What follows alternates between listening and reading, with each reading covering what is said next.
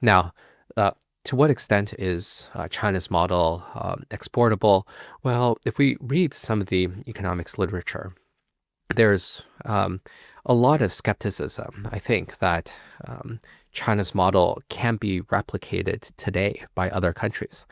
in part because the East Asian development model was kind of a product of its time. There was something about geopolitical openness with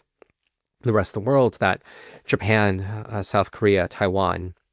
were able to tap into American markets because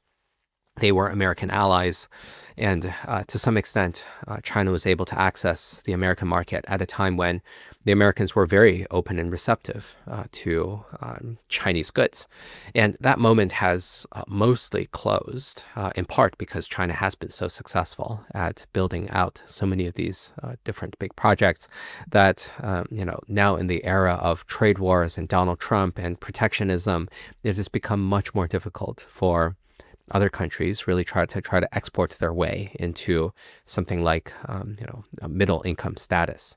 I think there is something about the Chinese model itself that is not necessarily very generous towards exporting quite a lot of its technology and quite a lot of its production means to, let's say, Southeast Asia, to South Asia, to Africa, to really try to train other people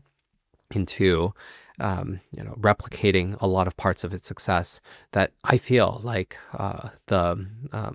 rhetoric is there for China to be a member of the global South. I'm not sure I'm seeing quite a lot of Chinese generosity in terms of actually exporting productive capacity, not just infrastructure to other countries.